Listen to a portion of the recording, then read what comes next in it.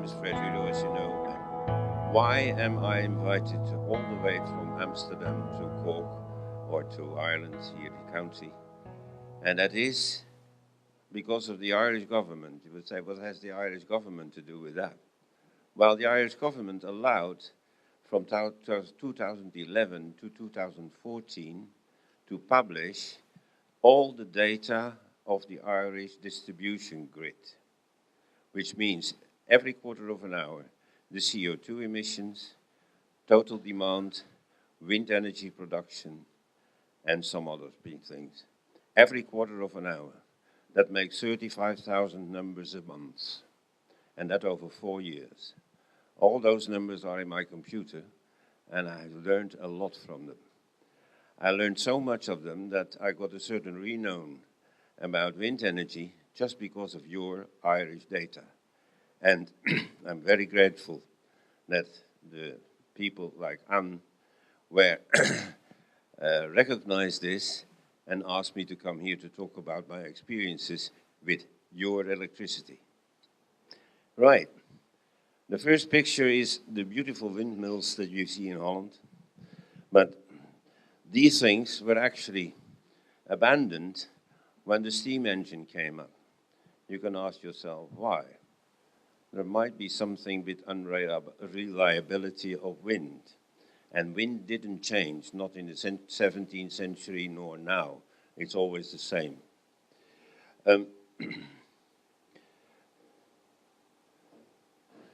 Here, we are now going to overlay this with the data of tonight. And the last one, come on. There we are. The contents of my talk. I mean, because you would like to know a little overview of what you're going to hear about. I suspect that the first part, the introduction, what is wind energy and the pro and contras, I mean, are known to a good part of the audience, but still, I like to introduce it to make sure that everybody knows what I'm talking about. Then, the next point, energy and wind, and then the CO2 emissions. This is something that I learned from the data in Ireland. We all know that wind turbines take a lot of space, because you can't put them too close together, because then one is in the shadow of another one. And actually, that's quite a lot. I mean, that means that the rule of thumb for the distance between two windmills is 10 times the diameter of the span of the wheel, which is quite far. If you have got spans of, let's say, 100 meters, I mean, you need a kilometer. And actually, out at sea, they're taking 600 meters.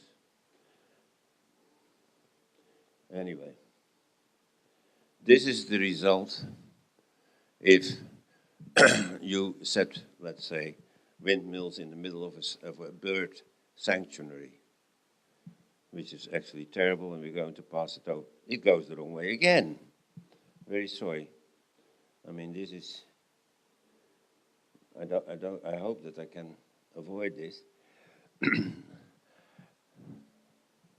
I'm too far.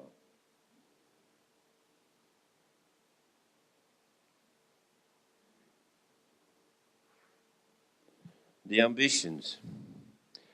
The funny thing is that here you feel a certain urgency about the placement of windmills on the beautiful countryside and in the middle of forests, and rightly so.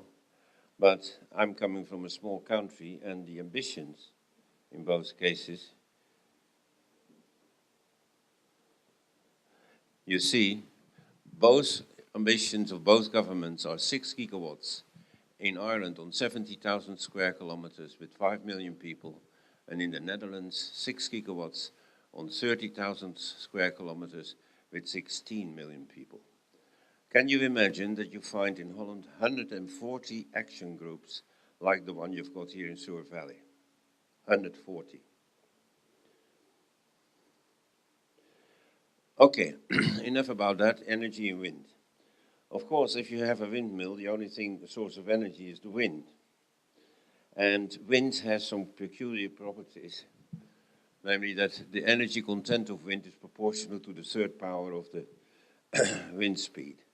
Don't be afraid for these kind of mathematical thing, because it simply means twice the wind speed, 8 times the energy in wind, and also as output of the wind turbine. That is a very important thing to remember, that if you go from, let's say, 4 meters per second to 8 meters per second wind, that the output of the wind turbine itself will go up with a factor 8, which means that the variation in wind are just amplified in the output or the feed into the grid, which of course is nasty because you don't want any variations.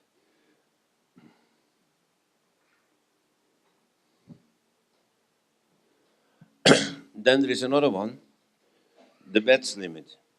This is just physics. Aerodynamics tells you that you cannot extract more energy out of a stream of wind than 59% of its energy.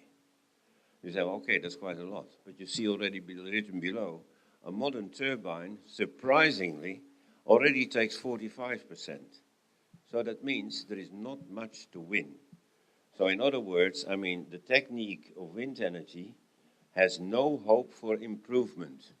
There is simply, and that's a law of physics, you can't get around it, there is no improvement possible on the conversion of wind energy to electrical energy. So you have to do with it. You can make them bigger, you can make them smaller, but I mean, this remains. It also means that if you see in the newspapers, if you see news about new forms of windmills, forget about them. It doesn't work.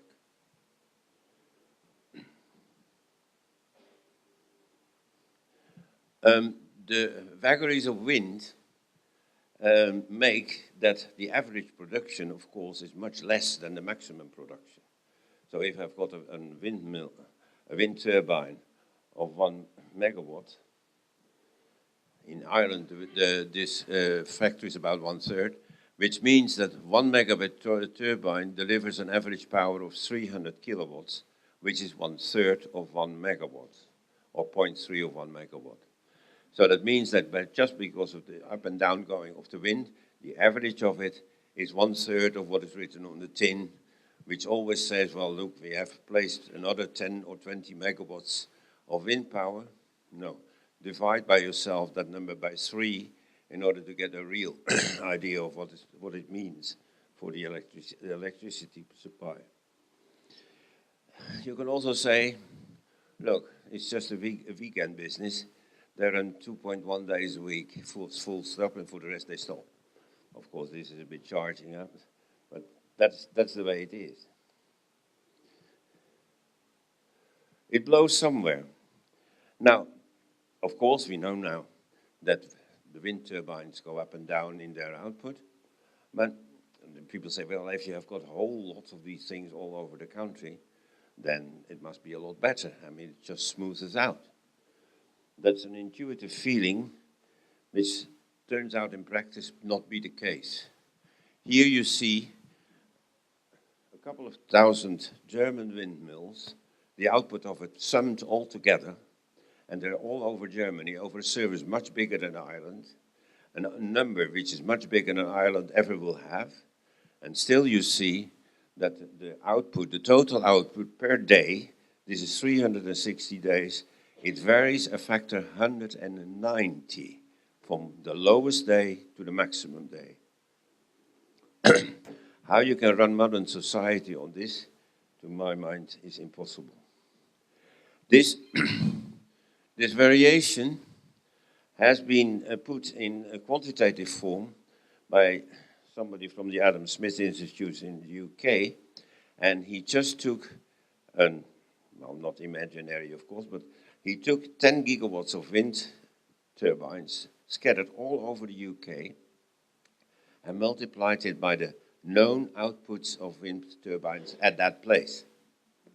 And then summed them all up. And what's the result of that? The result is that the power exceeds 90% of available power, so it exceeds 9 gigawatts, what you get out of this wind, 17 hours a year.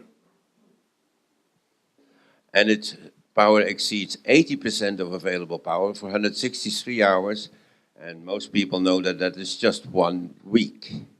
So that means that you're putting down there 10 gigawatts of power, and only 1 week you get 8 gigawatts or more, no more. But you get other problems. Power is below 20% of available power for 3,400 hours of 20 weeks. And it's even below 10% for 9 weeks. So that means, I mean, here we see quantitatively what is the output of wind energy for over a whole country. This is all of the UK, including Scotland. So that means, and also the capacity factor, the average wind, is about the same as it is here in Ireland. So that means that the 6 gigawatts that the Irish government wants to put into Ireland will deliver 2 gigawatts, but only 1 week a year it will deliver 5.5, and for the rest it will be lower. And half the time it will be less than 1 gigawatt, which is less than 1 big power station. Wind cannot replace classic power stations. That is the statement that I have tried to introduce to you by these 2 examples of the German and the English wind fleet, so to say.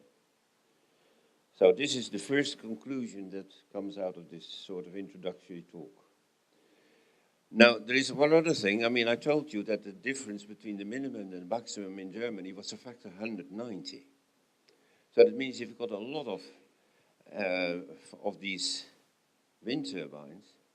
It just means that someday you've got a lot of wind, you've got a lot of power, but your whole system is not accustomed to it because half of the time that wasn't there. And so that means that you're now sitting with a system and suddenly you push this wind power into it. What happens? Well, there we've got data from, and it's here. That's Denmark, our big example of what you should not do with wind. And here you see that there is below there, you see in green the power export. And you see in red the wind power generated all over Denmark. And this is going to be 3 gigawatts about. You see that's the peak. And you see that the wind export follows very, very closely the wind production because the Danes can't absorb it. I mean, you read always, oh, the Danes, that's our example. Look, they run on wind energy. Here you see they're not running on wind energy, they're selling wind energy. That's what they do. They're not using it. This, by the way, I got from a first-rate authority, which is Mr. Peter Frederick Bach, who has the name of the big composer and is actually director of the western part of the electricity system of Denmark.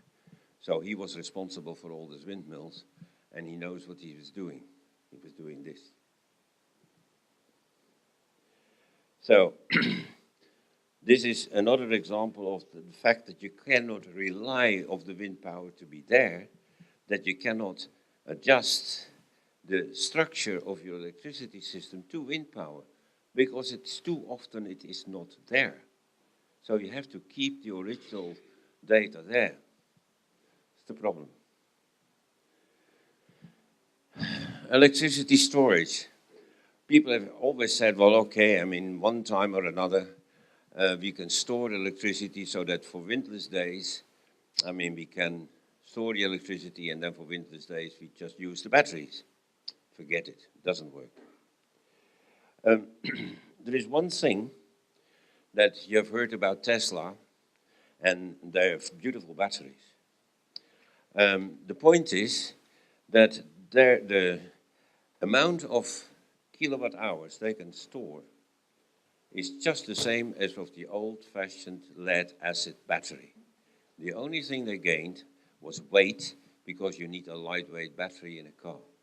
But it's not better, electrically speaking. And it's even more expensive than a lead acid battery. So there have been, let's say, articles in the newspapers about buying this wall power pack from Tesla, and you can run with solar cells on your, you can run this thing. Well, be careful, because you know that from your car battery which you're using now, I mean, which is very lightly used only for starting and not even for light, because then the dynamo runs.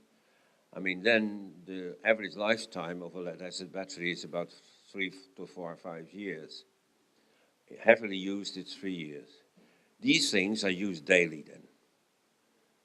So that means after 3 years, your investment of 15,000 euros is gone. Be aware of that. That's outside the subject, but I just happened to make the calculation. Electricity cannot be stored in large quantities. The only way to do it is via hydro, via water, pump water up to a high level and let it fall down. That's the only way. But that is possible to a very limited extent here in Ireland, but certainly not in Holland. So again, classic power stations have to remain capable, sorry for the error, have to remain capable of producing 100% of the power which is needed. If the wind blows, but that has a consequence. Because now, it means that we have a full-fledged power system, which is there also here in Ireland, and now we're building up this fleet of wind turbines. That is extra, which means if the wind is blowing and you get power out of it, that power in principle is extra. You would say, well, then I throttle down the others, but they do that under protest, because you have to realize that these are just businessmen who want to run and make a turnover, and make a proper turnover to make a proper profit. And that is the way that the electricity price is tuned, so that with a normal production, the classic power station can make a profit and you get electricity for 5 cents a kilowatt hour. You don't get it at home for that price, because that's the direct taxes in between. But that's the price of it.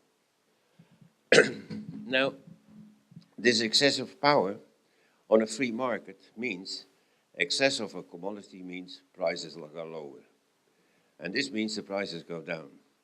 And sometimes in the press you see, it's beautiful. In Germany, I mean, the enormous amount of wind and solar power has depressed the kilowatt hour price tremendously. And it has, factor 2 actually.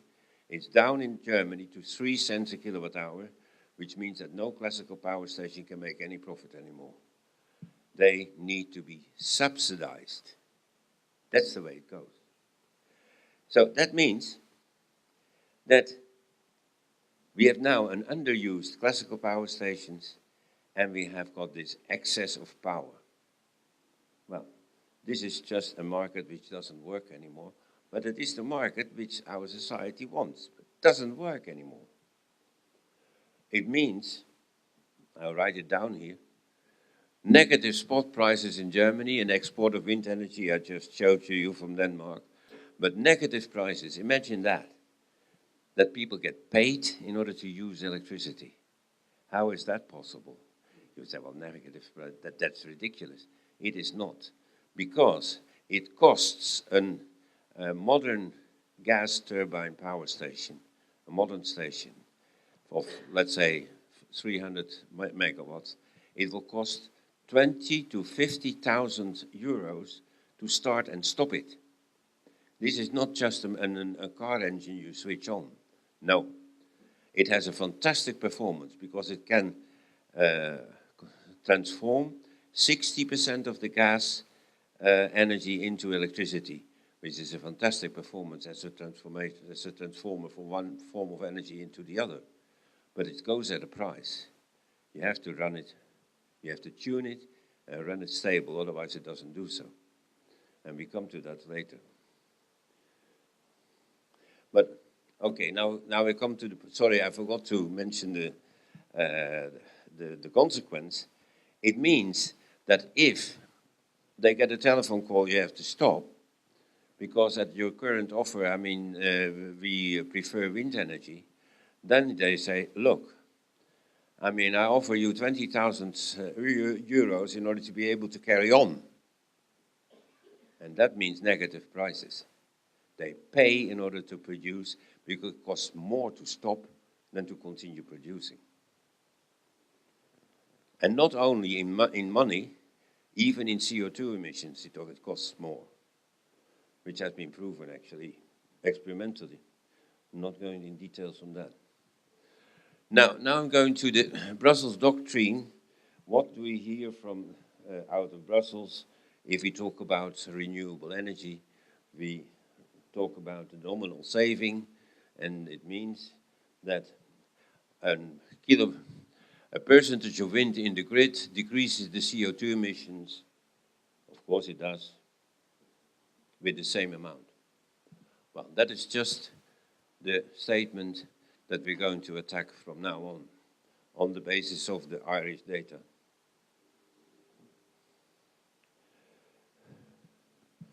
The lines of research, I mean, that's, and we're going to discuss, how can you find out what this wind energy business really does? You have to compare the performance of a whole distribution grid with and without wind. Now, without wind, there are 3 ways of doing that. First of all, history. I mean, 10 years ago, we didn't have wind energy, and the grid was running as it is just running now. And you have to then compare with the performance now. And we're going to do this. There are, of course, corrections to this, but luckily enough, the Danes have provided me with very good corrections. And then we see what will happen. The second point is the natural fluctuations of the wind. If you've got every 15 minutes data, I mean, it means that you get data with wind, and an hour later the wind is there, and an hour later the wind is gone. And so if you separate that, you get performances with and without wind. So that's another way. So we have the historical one, with that one, and now that is the statistics, that's the time-resolved data. And now we have got a third one, and that is model comparison. You would say, well, yeah, model, I mean, real data is always better than models. Well, there is one exception to this.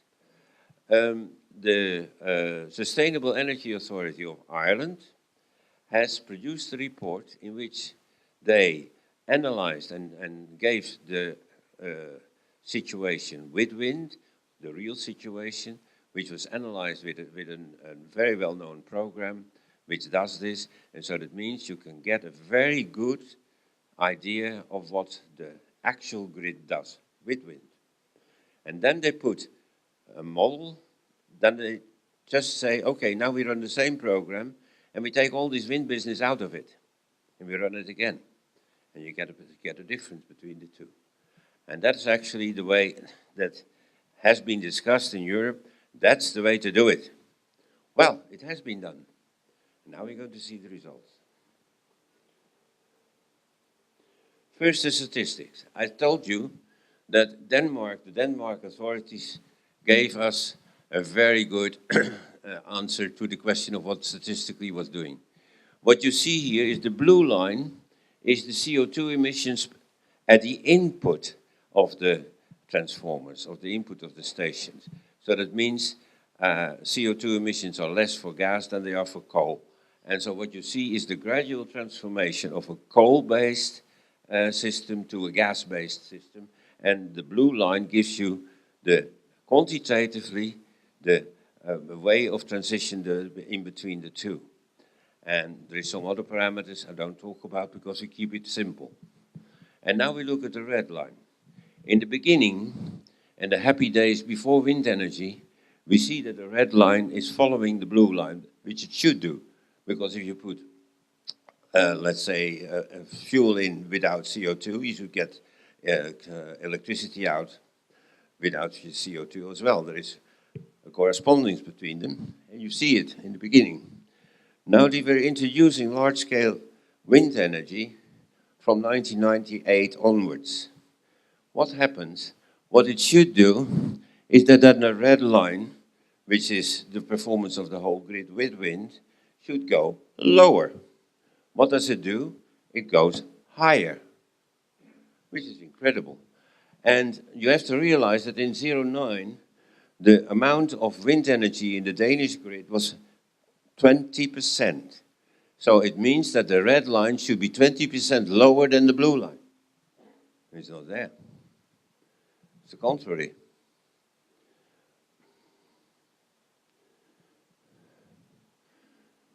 So you see the effect of wind and the effect of gas.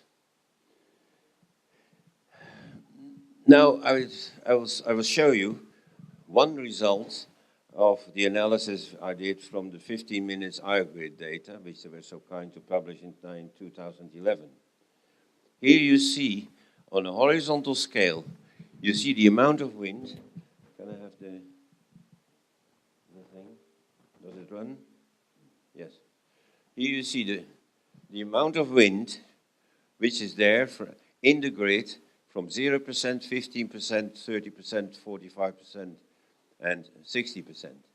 And what you see here is the emission intensity, so the amount of CO2 emitted per kilowatt hour. So you normalize it so that you're not dependent on the amount of kilowatt hours. I mean, you divide by it. So this is an intensity, and you see what's happening.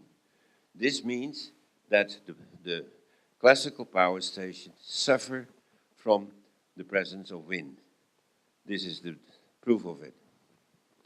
I don't want to go into the quantitative details, but the message is coming anyway. I mean, I could, from this graph and some others, I could derive that here the real CO2 saving possibilities of the Irish windmills in 2011, in April, was 40%, which means it was 2.5 times less than people maintain it does. You understand what I mean? If you've got 10% wind, you should have 10% less emissions. Well, the reality was 2% less emissions. Okay, this was this part. The efficiency of wind is 40% written up there. Now I come to the model part. I mean, I've shown you the statistics. I've shown you now the fine grade time resolved data, and now the third line of attack of this is the Sustainable Energy Authority report of Ireland. Now I'm going to go very slowly. So this is the authority, which is based in Dublin, and it's quantifying Ireland's fuel and CO2 emission savings for renewable electricity in 2012. This is exactly what we are talking about.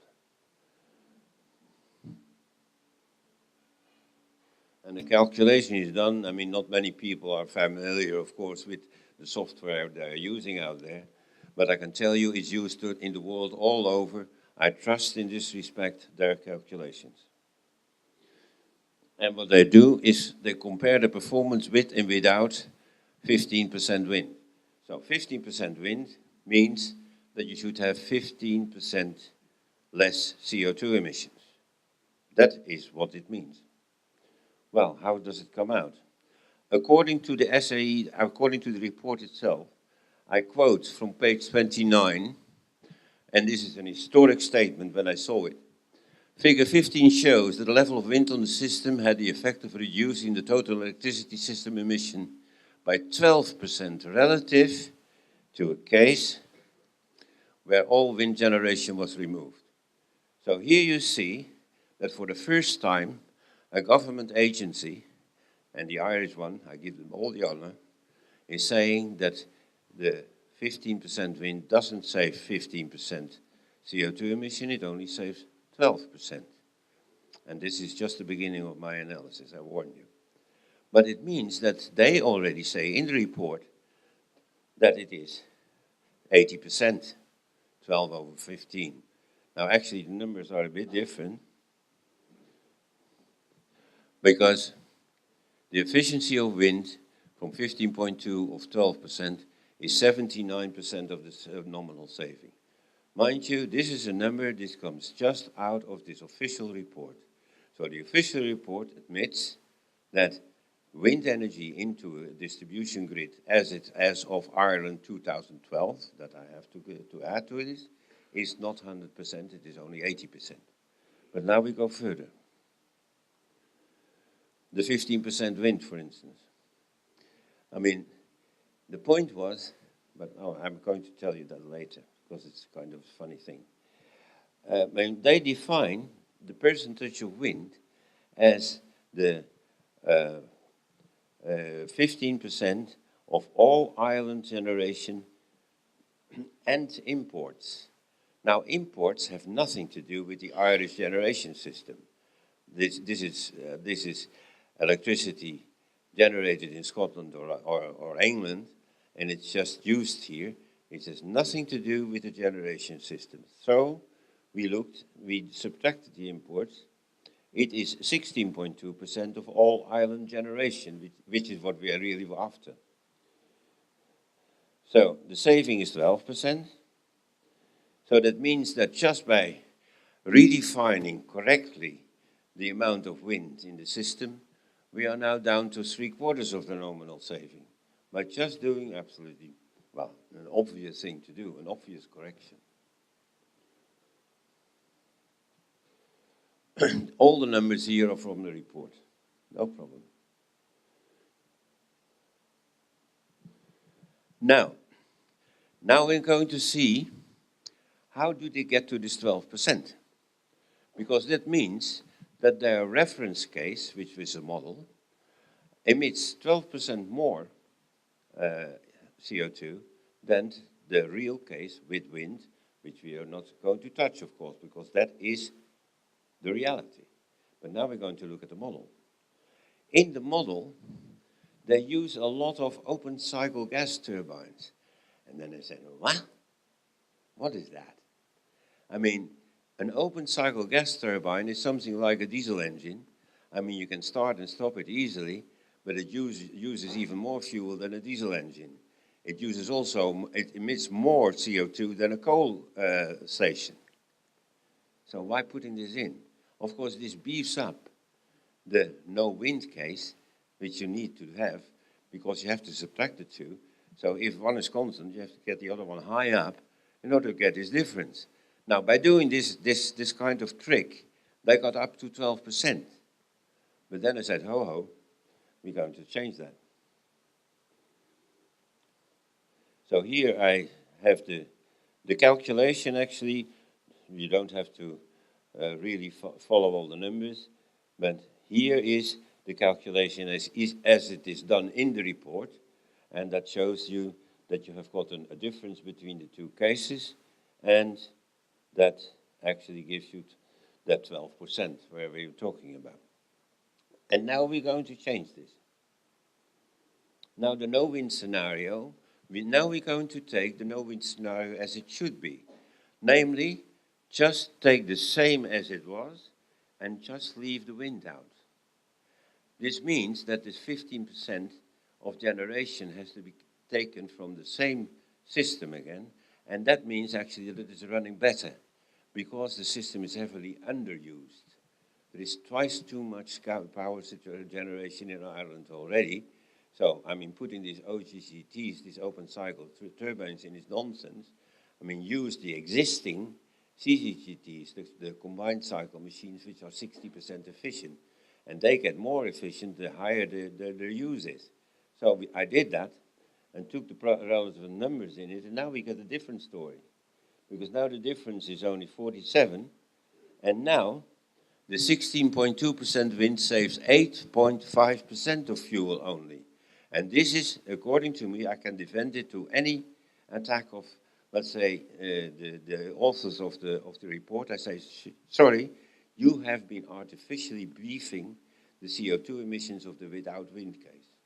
And now here I'm doing the correct thing, not changing anything. Now we get to 8.5%. Now you see what happens. 16% of wind saves 8.5% fuel, or 52% of nominal saving. I use the words fuel and CO2 emission alternatively because they're the same thing. Fuel is CO2 emission. And it is all written down on my website, where it gives us, you have all the numbers, and it's very hard to get through, and I think I have to change it because even I'm getting bored if I read it myself. So then you can imagine that somebody else can, it's impossible. Well, sometimes you write impossible things. Now this all, we are now at a fairly sort of strange result. We have now reached the point that by an honest comparison of a wind with wind and without wind case, we have only half the emission reduction that people expect from this. Well, and still it's worse than half. Why? That's because this whole business depends on the CO2 emission calculation. And that calculation is done by EirGrid. I've used it myself with these red dots which you have seen. But that calculation is not taking into account the ramping of the generators, which is necessary because of the daily variation of the demand. At night we're using less electricity than on the daytime. So that means the generators have to follow this because there is no way of storage. So they follow that nicely. They do this already 100 years. And now there comes an extra variation of the wind. So that means that 5 minutes. Well, I might be able to reach that. And and if not, I mean, we just carry on in the question hour, you know, no problem.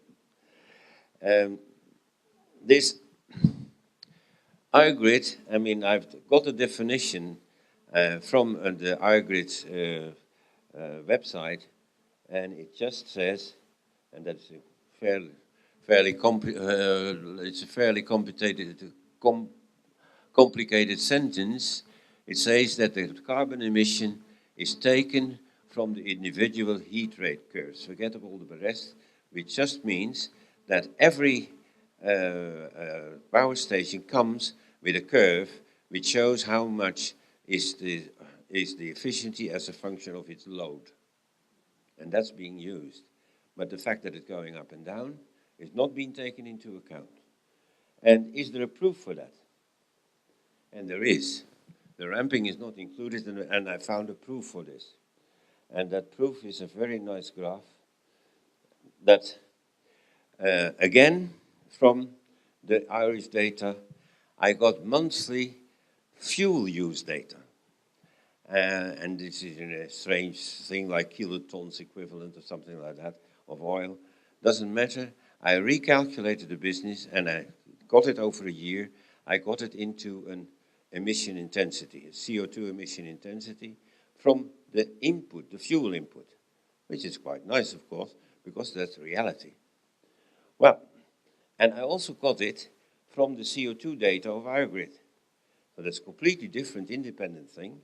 And these two sets of data, one is 500,000 numbers and the other is 12, but okay, I got them out. And the result is the following. Here it is. The first thing I would like to say is that the blue one is the fuel input data, so that means that they're coming straight out of yearly reports of the energy situation of Ireland. And I would like to point to the dip there. You see this dip? It's in both cases there. That's 2011. In that year, the new combined cycle machines which were built in Ireland were used quite heavily. And you see here the effect of replacing coal by gas. You see, it dives down the CO2 emissions. But it recuperated back up in the year after. And then it went a bit, it's still a bit down, but constant. And that's because coal went cheap. So people just bought more coal and used less gas. and that's good for your, for your purse, but it's very bad for CO2 emissions. Now, the red curve, which is below, neglect the first point because that's only on November, December. I mean, that's the time when EirGrid started the thing. And now you see that the total CO2 emission for the EirGrid calculation runs 7% below the real fuel input calculation. And I asked, what is the difference between the CO2 calculation and the reality? Well, it's 7%. 16% of wind. That is what it should be. Nowhere to be seen. Same thing as in Ireland as in Denmark. In Denmark, I showed you that the red line stayed up. Here I show you with the red arrow, 16% of wind should decrease the CO2 emissions by that amount. Nowhere to be seen. And this load following, 7% fuel used for load following. And in the report was written 30% extra load following if you put wind into the system. So they say, okay, fine, 30% extra. That means that extra fuel used for following wind is 1.8%, and that weighs completely in the comparison between with and without wind, of course. Without wind, I don't have it, this 1.8%. So if I subtract that from the result, I will see that the conclusion 3 is that 16.2% wind saves only 6.7% fuel, or 41% of the nominal saving. So that means that wind energy, operationally speaking, in Ireland, is only a factor 2.5 less efficient than what's written on the tin, as it's called. I have still some more of the BAPAC period, but my chairman says that I can't talk about it. And I've got also some more of the ambition of the Irish government to put 40% of wind in. Now, 40% of wind is unattainable. And I can show you a graph where this is completely made clear. The maximum wind contribution in the Irish grid is 30%. But don't forget this 41%. That's terrible, because that's only going to go down when the wind energy increases. Well, I'm sorry that I have to stop from German, but I mean, you know, in Ireland they are so...